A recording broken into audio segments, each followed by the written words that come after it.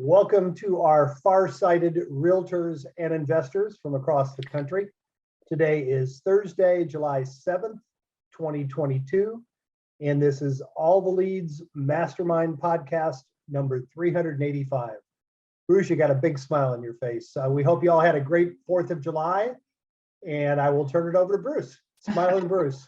Well, I'm going to just tell everyone that watches without video that there's that you're missing the smirks on all of our faces, as Jim has a different description for the agents and investors every single week, and every now and then he rolls one out, and if you just hear it on podcast or you're not watching the video, you can't see the smirk that we all give with some of his. That was a good one, though. That was a good one. We've done this for how many times, Jim? Did you say 387, 386? 300. This is podcast number 385. 385. So it's got to be tough coming up with a different description for the agent's adjective for the subscribers and those listeners every single time. So kudos to Jim. Everyone give Jim a round of applause, please. Mr. Superlative. Yay for Mr. Superlative. All right, so this call is for you guys. We want your questions, your comments, your stories, your successes, your challenges.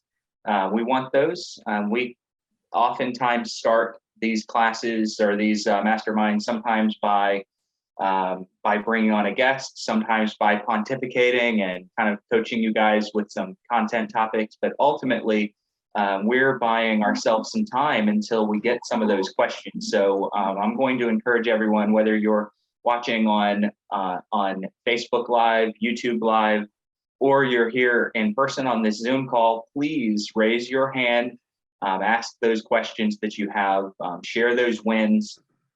Do not, I was talking to someone a couple of weeks ago, and I didn't get permission to share this person's name, but it was someone that had shared a win a few weeks ago, and it really made for an amazing call. And I had a conversation with this individual shortly after the call, and they said, you know what, well, as soon as I started, I lost the phrase.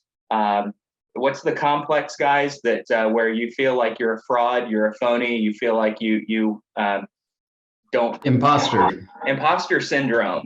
Thanks, Chuck. I knew you'd come up with that. So he said, I feel a lot of imposter syndrome. And I know that there's a lot of you that have wins and successes and things that you can share or ask, but you're maybe intimidated to do so. I'm going to challenge you and encourage you not to be intimidated to share those wins. We all have a little bit of imposter syndrome. I have it sitting here on this call. I'm not going to intentionally pick on anyone, but I bet Chuck has felt it, Jim's felt it, Tim has felt it. We've probably all felt imposter syndrome at one point or another. And that's one of the things that can really hold you back in business. So when you open up and share, it gives you an opportunity to receive some live coaching, to gain some encouragement. A lot of times those that come on here and ask their questions or share their successes, they leave with extra motivation after they've been praised on a little bit and after they've been coached a little bit and have some of their approaches tweaked a bit. So I'm just going to encourage you guys, please jump in and ask those questions and share those wins. I see a couple of people that I can always count on. See a lot of you that stay quietly in the background, and that's okay. Just don't let it be because you're feeling some imposter syndrome. It's perfectly fine. If you're feeling a little bit intimidated, feeling like you don't belong, it's perfectly fine to open up because we've all felt that way at one point or another. All right, with that, that's my soapbox. I'm going to step off of it and see if my other coaches have anything that they would like to share today. So go ahead. So when we look at, I think it was probably 4 episodes ago, I brought out the book that had just been released. It was The Power of One More, written by Ed Milet. Fantastic book. I highly recommend that you read that one. It's a new month and we're into July. And right now, what I've got sitting in my lap, as far as the study, is the good old classic The 7 Habits of Highly Effective People. And you know what the key point is? I know you talked about imposter syndrome, but what I find is by reading books like that, the classics like 7 Habits or How to Make Friends and Win and Influence People, also Think and Grow Rich, I get something different because I'm a different person when I read it each time. And what's really, really cool is I'm just gobbling up the 7 habits after, what I've been doing for the past 4 months. It's got me, prepped for that being a fantastic book. So highly recommend. That's going to be the one that I recommend that everybody go out and dive into. Even if you've read it before, go dig into it again, because you will get something new from it because you're a different person. Absolutely. Good stuff. Timothy? Yeah, the only thing I was going to just chip in with is this, that, we talk about recommended things that, take the time to read, take the time to do these things. And there's another reason to do that as opposed to just being the subject matter that's there. One of the things that everybody knows is that you got to always work on your craft. You got to treat your business like a business. You got to treat your mind like a weapon. And, you got to clean it. You got to make sure that it's ready to go. And part of that is just taking the time to do something that may be a little more introspective than you'd normally do. And it's not that, you have to read the Great American Novel every 2 weeks to make sure that you're doing the right thing. And we may have great suggestions for you that, they might not be your cup of tea. But the point is, take a little bit of time out of your daily routine or your weekly routine and set yourself a goal of doing some learning, no matter what it is. And it doesn't even necessarily have to be something that's heavily involved in the business that you're in. A lot of people say, well, I spend all my time reading books about, my industry and the things that I'm involved in.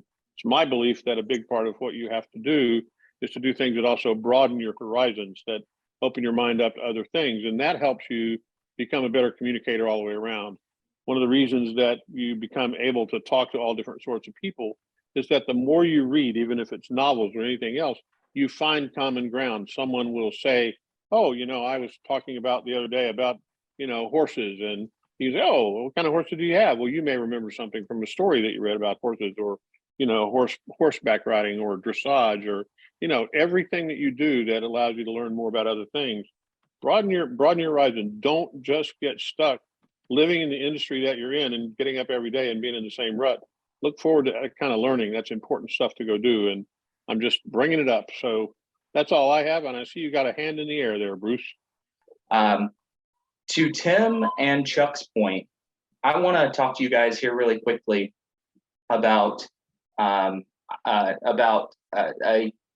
ritual that I kind of fall into and that I encourage a lot of the people that I've coached and worked with over the years to fall into. And it's this system called the 20-20-20 when you start your day. So for those of you that may struggle to stick to your rituals and to really get your day started right, I'm going to encourage you guys to implement a 20-20-20 system. Basically what that is the first 1 hour of your day, you're going to take three segments of 20 minutes apiece, and you're going to start with 20 minutes of something to get your blood pumping. In other words, it's like a sweaty activity, get your blood flowing, it wakes you up, it gets you moving along with your day. After that 20 minutes of getting your blood flowing, you're going to go in and you're going to do 20 minutes of mind work. So meditation, quiet time, prayer, something like that, where you're working on your mind, you're setting your intention for the day. And after that second 20 minutes, you're going to move into 20 minutes of learning something new. So this might be where you open up a book, you learn something new, you watch a podcast, or you listen to a podcast, watch a YouTube video. You're trying to constantly every single day take 20 minutes to add to your life with something that's new for you. Okay, so that's going to be something that I'm going to encourage a lot of people to do, and it's made a huge impact on my life. It's made a huge impact on a lot of folks here that I've shared that with. So I'm just going to kind of ask you guys to really kind of work on yourselves with the start of every day and set that as your intention to start each day. And it's really going to open things up for a lot of you guys. Okay. So I've got, let's see, it's Albert. Albert, are you able to unmute yourself? You sent me a direct message asking about a title search prior to listing a property. Albert, are you in a place where you can unmute yourself and ask that, or you want me to read your question? Yeah, well, thank you for having me on. But yeah, that was pretty much the question. Just understanding, because through the process, I'm a newbie with the old leads and just everything here. But I was able to get someone on the phone and was happened to talk to them for a good while over. So if you look at it, maybe 2 hours and 2 days. But the property has been in a limbo for 10 years. Talking to the executor and, just trying to figure out what she wanted to do. And, we just discussed how it's possibly affected her health and getting through that and say, hey, is this something that you want to move away from? And in her agreeing to that, I couldn't find a way to present a number, because I know it has a large amount of liens associated on it. And then environmental fines, but I wanted to make sure I do the best by understanding what is actually owed on the property in total. That way I can say, hey, based on this number and the amount that you owe to the bank, here's what the potential, starting number could be. I don't want to be insulting. And again, I don't want to overshoot my shot or give too much of a promise. So just wanted to find out if the title search will give the ultimate background check based on whatever is owed on the property and to whom. Yeah. I've done that many, many times where I'll set up I'll have a preliminary title search done prior to entering a deal or a listing. And as a matter of fact, there was a season in my business where I would do that on every single property. And what I would do is just have my attorney or my title company run a rough title search. So it's not a deep dive. It's not the exact same title search they would do leading into a closing. But if I want to make sure that we're catching everything possible on an estate, maybe it was a notice of default listing, something like that, I would have my attorney run a quick title search just to see if there's anything that kind of comes to the surface immediately. All right. We had ours to where it was like $95 that the attorney would do that for, where a normal title search is typically going to run somewhere between $295 and $595 if you're leading into a closing. So it depends on how deep you want them to go. If you just want them to kind of go back a couple of years and maybe not go super deep, have them do a preliminary search like that before you enter into a listing agreement or you sign a contract. Now, if I was signing a contract, I might just go ahead and spring for the full title search. If I was an investor that was going to be signing a contract on that property, and I might spring for it right up front. Depends on your potential liability and what's at risk for you. So if you're in a state where you have to put a big deposit down that you might have a hard time getting back if something comes up, do the title search up front. If you're not putting much money down in the beginning of that deal, then you can wait until you're already in the deal to run that title search. Yeah, and depending on what market you're in, it might be called, like our settlement company calls it, a lien search, something it's a preliminary, it's not that deep dive. Same description, but it may be called a lien search in your area. Gotcha. Yep, perfect. Albert, thanks so much for the question, man. Is there anything else that we can help you with while we're waiting on some other questions to come on in? Good. All right. That goes for everyone here. If you're doing a deal that might have a little bit of hair on it, and Sue, I'll call on you here in just a second. If you're doing a deal that might have a little bit of hair on it, an inheritance, maybe a bankruptcy, anything like that, divorces are another big thing as we roll divorce leads out. It's another really big thing. There are times when a spouse will put liens against a property that one partner may not know about. You've got someone going into foreclosure, liens stack up against a property. If there's a death involved and it's in the estate or probate, you could get a lot of stuff that is attaching to that property that nobody knows about. And so a preliminary title search can go a long way before you enter into a deal or you sign a listing agreement to get that property sold. So I'm going to encourage you guys to go out and find yourself a title company. If you're in a title state, if you're in an attorney state, get yourself an attorney who can cut you a little bit of a deal on a preliminary title search, and tell them you might not need the full thing, that this is mainly to protect you and protect your clients from unexpected expenses. And as we enter into a shifting market, in a lot of your markets where people might be losing some equity and value, that's going to become especially important, because you don't want someone thinking that they're cashing out with the property and then all of a sudden find out that you're in a short sale situation 30 days into a contract. So I'm going to highly encourage that. With that said, let's go ahead and go to Sue. Sue, I'm going to ask you to unmute yourself. Okay, first up, I just want to mention that the chat is disabled, so I couldn't chat you. Yeah. Secondly, I just want to mention too, in Arizona, anytime I've ever asked for a preliminary title search, title company's done it with no problem and no cost. We're in a title state. And then the third thing, well, actually, number 3 is, I was wondering if you could just pop into the chat your 30-30 breakup. I didn't get them all. And then I was also wondering if we have time at the end, if you could talk a little bit about your linguistics class that's coming up, and I'm not saying the word right. Well, so let me recap 2020 for you guys here really quickly. We're going to try to fix the chat. That the trolls are infiltrating the chat as well. So we'll try to fix that. So 2020, real quick recap. You're going to start your day for an hour with 20 minutes of exercise to get your blood flowing, some kind of sweaty activity. You don't want it to be just a walk that doesn't really get anything going. You want to break a sweat. Second is you want to go into 20 minutes of mind work, meditation, prayer, whatever helps you work on your mind and set your intention for the day. And then third, you want to go into 20 minutes of learning something new.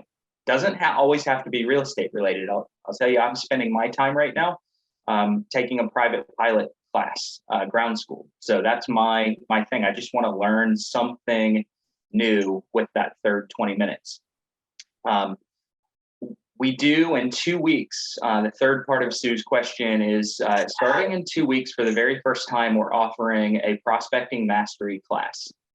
We're still kind of tweaking the perfect name for that course, but it's going to be all about prospecting. And I believe that when you open up a dialogue with someone new, you're prospecting, you're making calls, you go on appointments. I believe that there's really these fundamental openers to every single call that you have, every single appointment you have. And beyond that, you guys, and we should all be operating off of principles for our prospecting. And those principles are what I'm really going to teach. I've come up with about 35 different principles that I think play into most prospecting efforts that you're going to have. We're going to talk about those. We're going to role play. We're going to mix and match them.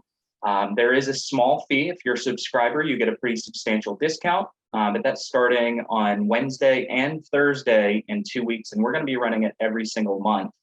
If you pay for it and you jump in 1 month, we'll give it to you for an additional 2 months. So you can join up to 3 times to really get your prospecting down pat. Right? Does that cover everything that you asked, Sue? All right. And Mr. Roger Lacey, you are next.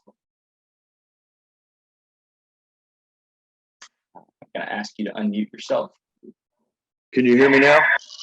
We got you. Well, good afternoon, everybody. I'm searching for some coaching and some help on getting cranked up again. I think I'm coming into the end of the 6-month program for the cancer treatments that I've been through, and I've neglected a lot of opportunities in the past 6 months, and I may need some help in the direct mail and getting reestablished and get my routine set up again. So what I'd like to do is set up somebody to give me a call. Let's set up a time to do a conference call and set up something to get me started again on that. Then the second thing is I'm bumping into a opportunity that I think may pay off, but I don't know. I'm going to start trying it, and it is Legal Shield, otherwise previously known as prepaid legal services. It's in each market there's an attorney that receives that you have on retainer for something like $29 a month. And you can call and they will give you legal advice, and considering making that available to some folks that have a little problem with attorney's fees and stuff like that, and going with that. I'd like to get your reaction to that. And if you could have somebody give me a call and help set up a direct mail program, something that to get started on the previous 6 months worth of leads. Yep. Thanks. That's all I got. Thanks, Roger. Hang on here for a second. I mean, you may not provide any feedback to our questions and comments, but if you want to leave yourself unmuted for a few minutes. First things first is this goes for Roger and everyone else that is an All the Leads subscriber. You guys get a free coaching call once a month. A lot of times you go out and you pay $500, $600, $1,000 a month for coaching at the level that we provide. I've been a coach for 7 years to real estate agents and investors. Chuck is an amazing real estate coach. We have some of the best coaches in the industry that work with us. And if you're a subscriber, it comes for free. Now, we're not going to be a weekly coaching call without a little bit of extra money, but monthly you get a coaching call that it has some serious value. And I know, Roger, you know that. For everyone else that's a subscriber or thinking about becoming a subscriber and getting divorce, probate, or pre-probate leads, that is something that you guys get as well. Roger and anyone that wants to know how to book that, you can log into your portal and go to the training drop down and click on professional real estate coaching. That'll take you to our calendar to get that free coaching call. I know that we've made a note of reaching out to you directly, Roger. So we'll go ahead and reach out to you. Chuck, I'm committing you to something. Go ahead and reach out to Roger and get him booked for kind of a recap coaching session to get that direction reset and get restarted. What you're experiencing happens to a lot of people.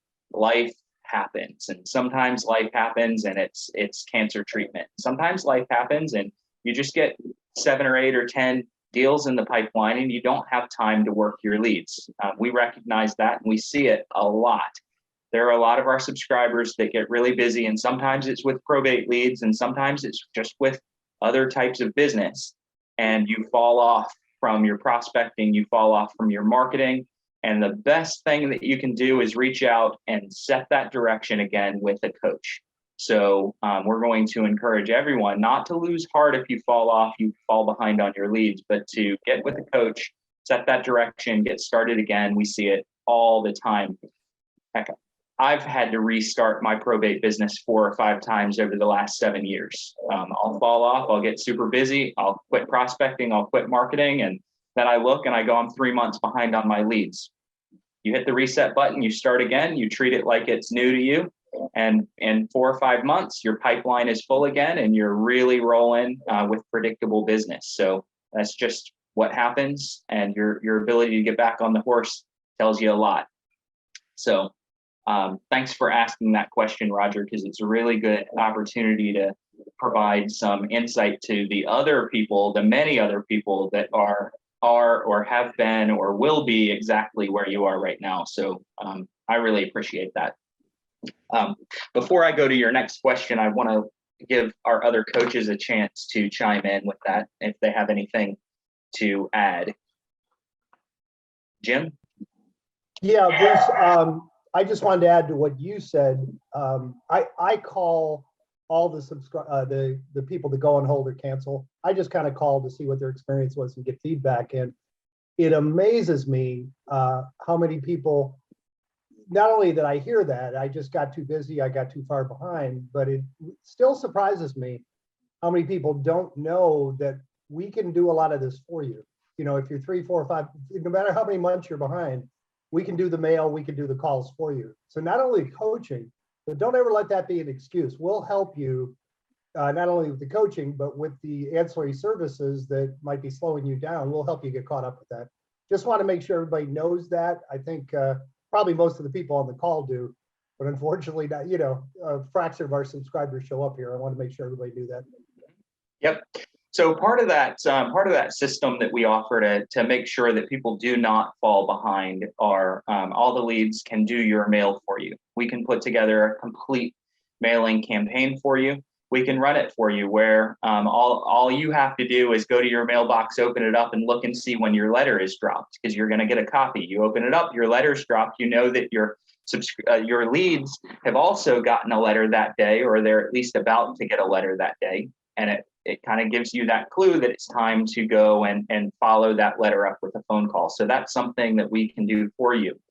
You could always go do it yourself, or you could push the easy button and we can put your campaign together for you and fulfill it. You could go out and you could create blogs and video and website content for yourself, or you could push an easy button, we could do it for you. The one thing that Jim just mentioned was you could have someone call for you. That is a separate company. I handle the training for that company, so all the ISAs are good, but it is important to know that all the leads, while we fulfill your mail, your website needs, all the leads as a company isn't fulfilling the calls. We just have a lot of involvement in the training of those ISAs and VAs to make your prospecting calls for you. So if you guys are interested in any of those services, reach out to support. They'll get you with the right person to set you up or talk to you about what those might look like for your business. Also important to know that as we look at our customer base and we, see the folks who've been with us a really, really long time and who, month after month after month, when we do have conversation with them, they've just been following our system from the beginning. They absolutely make sure that everything's on autopilot, it gets done, and it's a dependable engine. And that's really what you strive for is, Roger in the beginning, was doing everything that he was supposed to do and got it done. And of course, he's fallen a little bit behind, and thank goodness he's back with us to get caught up, and we're going to make sure he gets there. But the folks who have been the most successful and have been with us the longest, they bite the bullet and get it done from the beginning and make sure that they stick with the program. It's not an overnight success program. We always have people who pop in, from time to time, and every few weeks we'll have someone who says, well, I sent my letters out and, the first week I got 3 back and got 2 listings, and it's just a wonderful thing. Well, that happens. It does happen. It also happens that it can take 2 or 3 months before you start getting action. And more importantly is, 8, 9 months downstream, somebody that you long forgot about, you weren't prospecting to, you kind of put them in the back burner and they're on your, well, it sure would have been nice if I'd gotten something out of them. Your phone rings and says, hi, this is Sally. I got your letter back, before Christmas last year, and just finally got around to getting this into probate where it needs to be. And we're going to finally sell grandma's house. And your letter stood out and I wanted to contact you. And that happens also. It happens a lot. So can't encourage you too much about making sure that you get the mail out. And we've spent, hundreds of thousands of dollars and a lot of time, energy, and money making sure that we're capable of doing it for you. We do the best job that we can, trying to hold the line on costs and doing it, but it's pure custom, and we don't make you do a minimum or anything else. We're, constantly examining our structure to try to do this best possible way for you. And I can tell you, there's nobody that's going to do it better for you, get better open rates or anything else. We do a super job with it. We can put stuff in it to make sure the letters get opened so that they're thicker, so that they've got some volume, or, we always make sure that the addressing and everything does appear incredibly well done, and people want to see what's inside it. But like anything else, you just got to be diligent about it and put it on autopilot, let it work for you. Perfect. All right. So the second part of Roger's question was in relation to Legal Shield. Some of you are familiar with Legal Shield. Some of you are not. Previously prepaid legal. That's actually a membership that I've carried for many years. I started carrying it when I got speeding tickets everywhere I went. But Roger's approach was to kind of offer that to some of the leads that you were getting potentially. I've tried that, Roger. You ultimately, you can't really have them piggyback on your personal account. So you would need to sign up any of your prospects for their own account. Now, there's nothing that says that you can't cover the cost of that. So if I was gonna do this, I would probably cover that monthly cost for them as a loss leader for myself.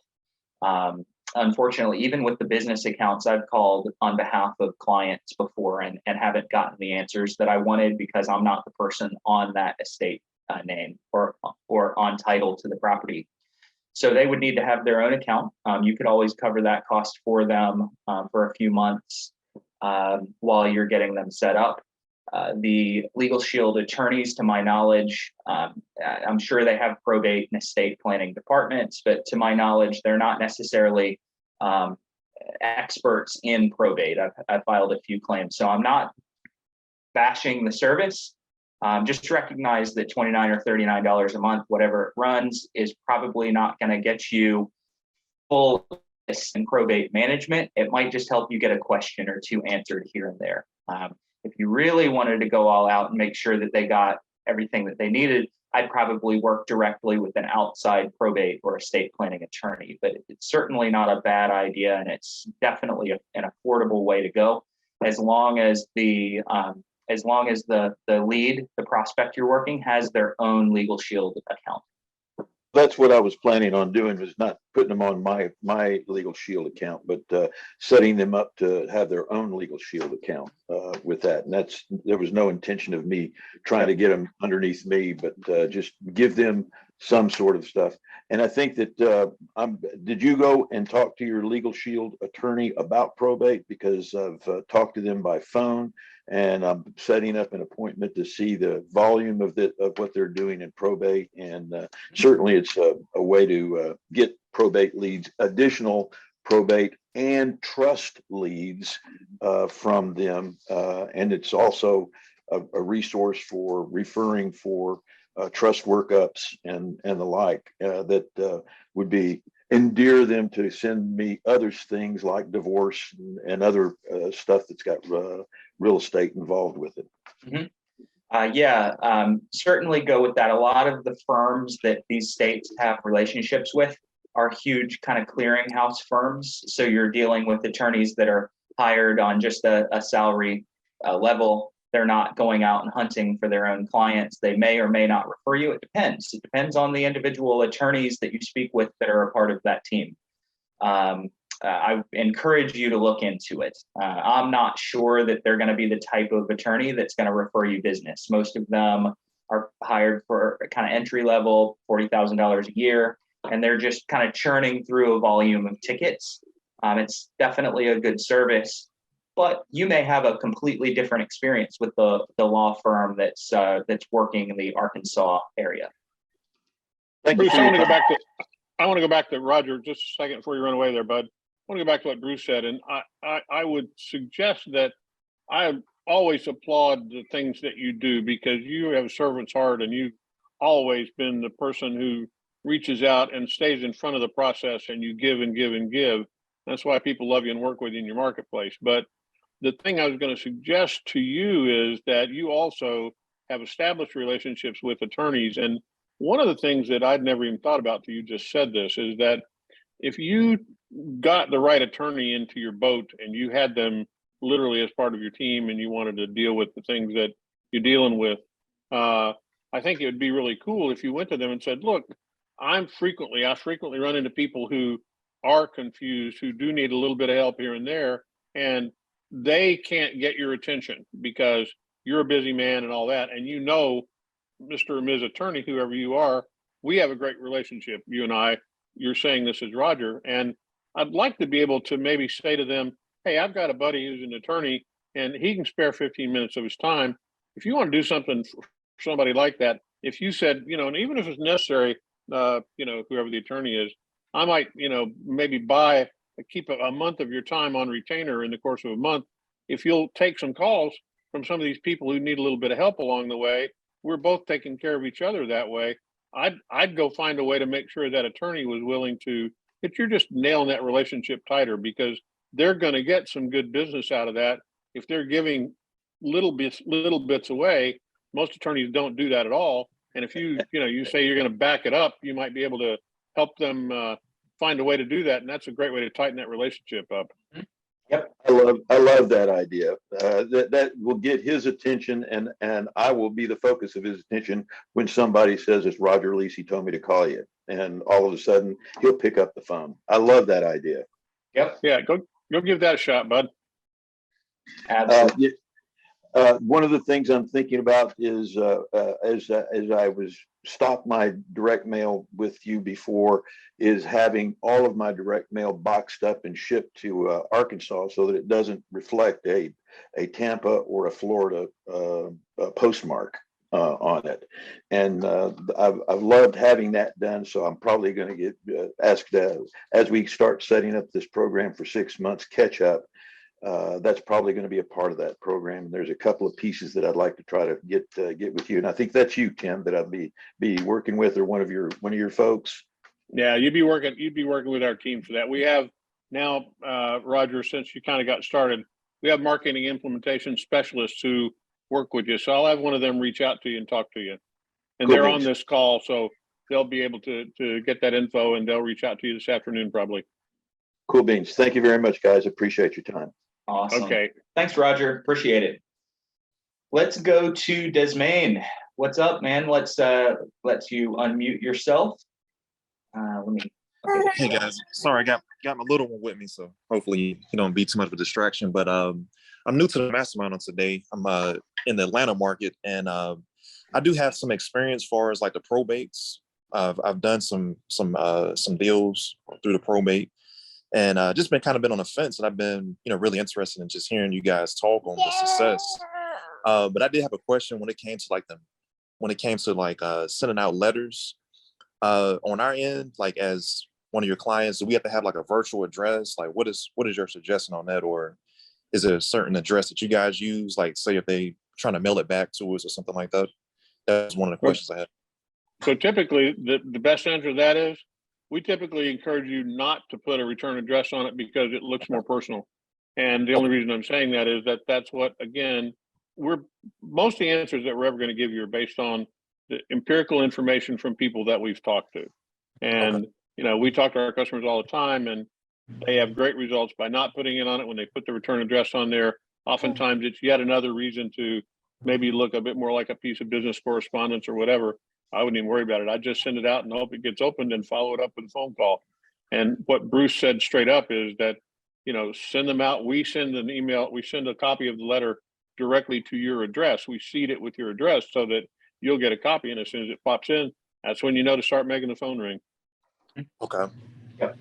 Now, one of the things that I've done in the past, not to contradict Tim, but this was me when I was running a probate campaign, is I would, with my first letter, put a return address on it so that I knew the undeliverable addresses. So we put my personal home return address or office return address. I was using an office for a little while. Then I switched it to my home. That way I'd go to the box after that first round of letters went out. Let's say 100 letters went out, 7 or 8 or 9 came back as undeliverable. It doesn't mean that the data we gave was wrong, but sometimes the property's already been sold or it's been a vacant property and that they literally can't put a letter in that box. Now I know for subsequent rounds of mailing which people to scrub out of those mailings. So I would normally put the return address on the very first letter, and then I'd take any undeliverables out of my mailing campaign moving forward. But I would not put a return address on my future. Okay. Sorry about that, guys. You're good. I've actually got my niece here. I'm normally a kid-free house, and my niece seems about your daughter's age or your kid's age. And so I've got plenty of noise here as well. Okay, I have one more question too, if you don't mind me asking. So far as like the leads, are they exclusive where like is assigned to just certain individuals, or it's pretty much a first come first serve? So I know it's a very competitive market, when it comes to real estate, period, especially when you've been in Atlanta. Yeah. So that was my question. Like, are the lists exclusive, or like everybody has the same leads and just whoever gets it first? We as all the leads, we limit the number of people that can get the leads from us. I can promise you there are people that are running down to the courthouse and collecting without skip tracing. They're collecting some of those leads as well. So absolutely, you're not going to be exclusive with these leads. We're going to limit them from our side as far as the number of people that we'll sell to, but just treat it as though you have competition. The other thing that everyone on this call should know, and everyone on this call should make a point of internalizing and reminding yourself, is it doesn't matter if there's 40 people that are competing in your market. You're going to be one of 3 or 4 or 5 people that are actively working the leads. There's lots of people who have every intention of working these leads, and then they don't. They either get busy, they have something in life that comes up, or they're just scared to make that phone call and send those letters. So I really never worry about competitors in markets that I might go into, because most people won't work it. And that includes some of the people that we coach on how to work their leads. There's a reason why we have people that sometimes drop out and then come back, and they always blame themselves. I didn't work the leads. And I'm going to encourage you guys to not be that person that gets leads and doesn't work it. They're low-hanging fruit, they're ripe for the taking. And even if there's 30 people that are competing in the Atlanta market with various different sources or going to the courthouse, even if that, you're going to be one of maybe 5 that's actively working it.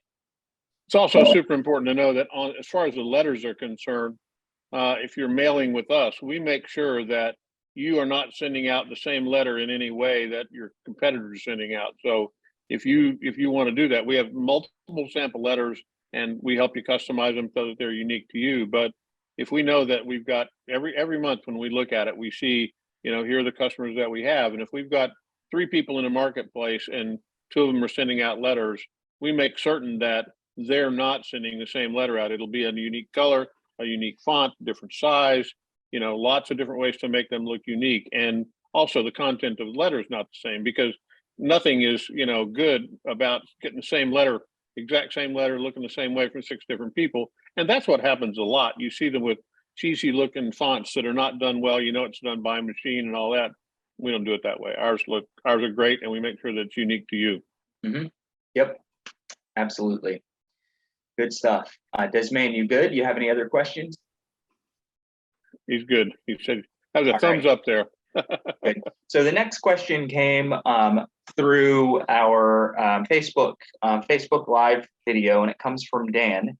And Dan's asked if there are any suggestions or resources on how to get values on sports memorabilia and coins. In most metro areas, or most areas where you're at least in a mid-sized town, 100,000 or more, you're going to have antique dealers. And those are the folks that you're going to want to go to. And I'm going to really open it up for those of you who've also dealt with this to raise your hands, please.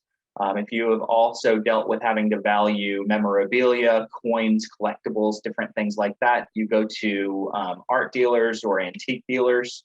And a lot of them, or antique appraisers even, and a lot of them can come out and give you value on collectibles like that. That's the first thing that I would look up. I would look up those 3 things: antique dealer, antique appraiser, collectibles appraiser. Just do a little bit of Googling in those areas, and you'll find someone in the majority of mid-size and up markets. There are also in almost each of those industries, there are books that are out there that certainly in the stamps, coins, and collectibles industry, there are quarterly books that come out that literally have everything that's kind of available in that market. And most of the pawn shops buy those books and have them in stock, because that's what they use as a reference. If somebody's bringing in 5 or 6 coins, they look them up on there and they'll make them some sort of an offer. But the other thing that you simply might do is go to the largest pawn shop in the area, tell them kind of what you're dealing with, what you're looking at, and say, is this something that you do as an appraisal? If people brought you a collection, is this something that you take a look at? They may not do it, but they can probably tell you who does. And that's even in a smaller marketplace. If it's a good sized collection, you don't really want to get the first guy that comes in and says, oh yeah, that's worth, $4,000. And, you're leaving $50,000 on the table because you saw the gold doubloon that, he's going to get out of this deal. So you want to make sure that you're dealing with somebody that's got some reputability in there as well. And, just like anything else, you got to vet your resources. Before we go to Jim, I want to point out, Tim, that you just dated yourself really bad. I don't think they're using books anymore for that. I think they've got some online software. Believe it or not, the reason I said that, they are. I was in a pawn shop not too long ago with a buddy of mine. He was in there for something, and he does that kind of stuff. And the guy brought this book out from the back, and he goes, "Well, let me look that up." And I was like, "Really?" But they are. They're using books. I can't believe it. I can't believe it. All right. Crazy. Good. Jim. And I'm old. I am old, though. I'll grant you that. Jim, what do you have for us? This is so intuitive and it's so simple, but it's something I learned from my brilliant daughter, Darcy, who's also one of our salespeople. My wife and I still occasionally flip houses. We were flipping a house about 100 miles from home. Didn't really have inspection companies, and we particularly needed a contractor. And I asked Darcy if she, what would you do? And she probably called me back 20 minutes later with about 6 of them. She just went to Facebook. She went to Facebook Realtors Group.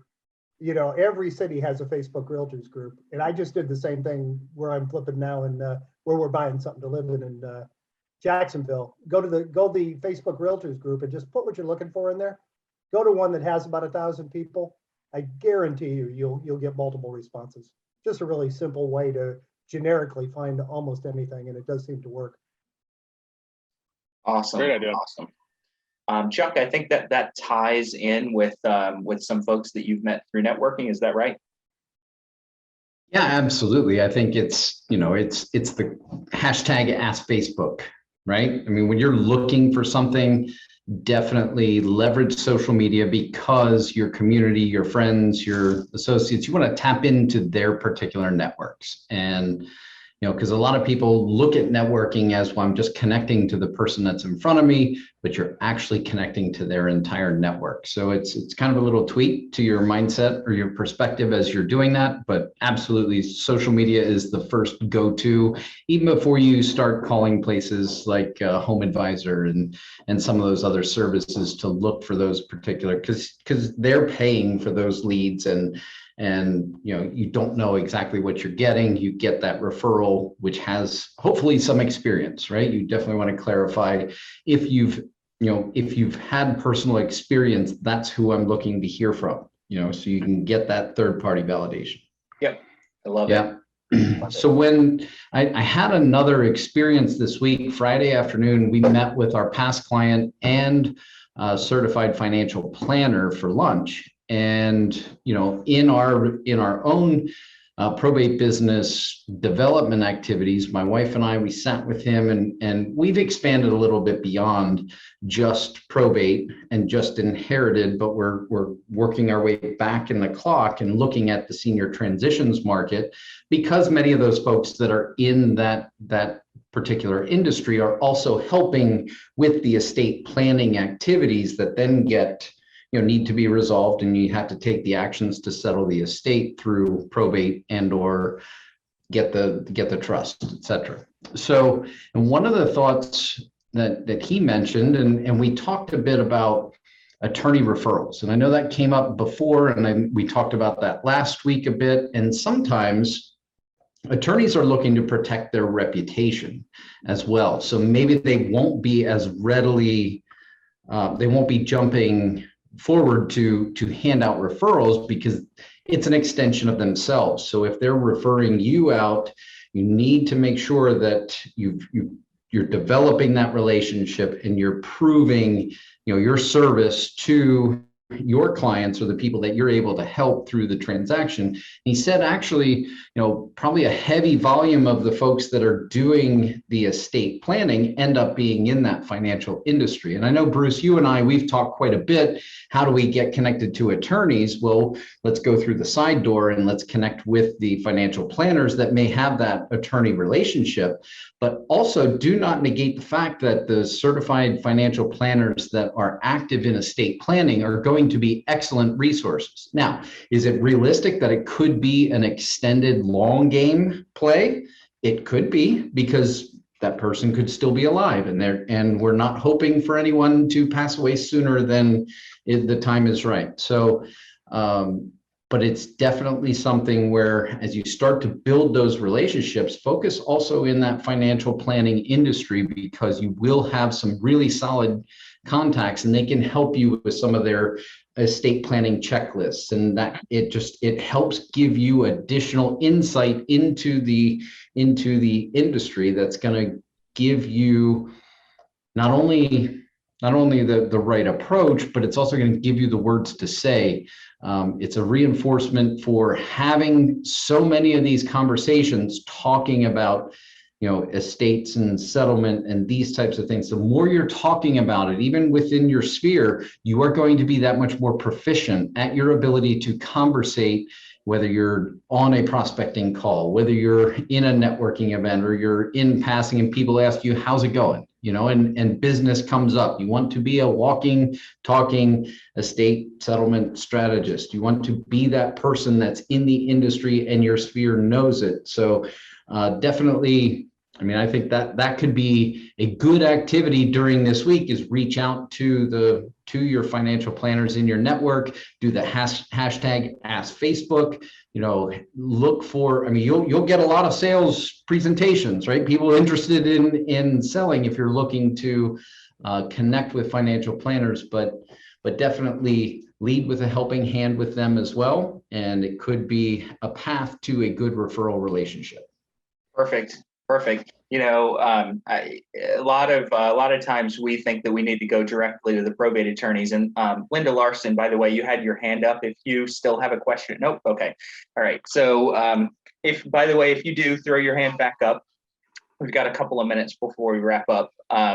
So we a lot of times encourage our subscribers to go to the probate attorney, but sometimes you want to shortcut that a little bit. Sometimes you want to go to the estate planning attorney, because that if you can get in with the person that's 5-10 years before a family member is lost, then when the time comes, they probably have a pipeline of business, and you may be talking to them about setting up the estate plans for your sphere of influence or the people that you know, but inadvertently, you're also setting yourself up by leading with value to help when there is a loss, when there is a probate or an estate that has to be settled because there was a loss. So take Chuck's advice and shortcut the process a little bit by going to your senior living transitions managers and your nursing homes and your estate planning attorneys. Those are all great resources. Before we jump off, I think that John has his hand raised. We've got just a couple of minutes, John, if you want to unmute yourself. Yeah, thank you. This is short. I had a potential, a lead that I'd got from all the leads, and she had called me about a gun trust. Has anyone ever dealt with a gun trust? A gun trust, G-U-N? G-U-N, yeah. And so what I suggested to her, well, first, have you talked with an attorney? And she said yes, and didn't get very far. I said, have you talked to the gun dealer? Because maybe they've run into that before. And she said yes, she has, and doesn't seem to be getting anywhere. I've never done a probate deal. I'm brand new in it. I'm calling my first set of leads, and this is the first response I've ever had. So here I am. Of course. I'm coming to the group. My old broker, when I first started, I was 22, 23 years old. And he said, is every deal you have unique? Because I would ask him, he was a 50-year veteran, and every deal that I had, I'd ask him, and he'd go, never dealt with that before. You're starting off with a doozy that I've never dealt with before. But for those of you that don't know, a gun trust, and I had to go to the trusty Google. So GTS, guys, hashtag ask Facebook, hashtag GTS. If you don't know what that means, go Google it, and it'll tell you what it means. It's a generic name for a revocable or irrevocable management trust that's created to take title to firearms. So in other words, you have collectors out there that collect firearms, or they have a stockpile of firearms, and you want to be able to transfer that title. I'm going to say that the firearms dealer is probably going to be the person to go to there. But I've never dealt with it before. I'd be curious from some of our other subscribers if they have. And if you have, John, why don't you go to our Facebook page? If you're not on there, it's just All the Leads Mastermind. Join that group. Throw your gun trust question there. We'll open it up to some of our many subscribers, former subscribers, future subscribers. There's tens of thousands of people there. I would say someone has probably dealt with that before. I'm going to have to go Google it, though. Okay. Right. Is there anything else? If not, Jim, I'll ask you to close us out. All right. Before I get to my traditional close, we started out the call philosophical, so I wanted to end it in a similar fashion. You guys were talking about the imposter syndrome, and I really believe that a lot of it comes not because we don't think we're capable, it's because we kind of know how capable we are and it scares us. When I used to prospect, I used to read the Nelson Mandela quote before every prospecting session, and I won't read the whole thing, but just to paraphrase it, he said, our deepest fear is that not that we are inadequate, our deepest fear is that we are powerful beyond measure. It's our light, not our darkness, that most frightens us. We ask ourselves, who am I to be brilliant, gorgeous, talented, and fabulous?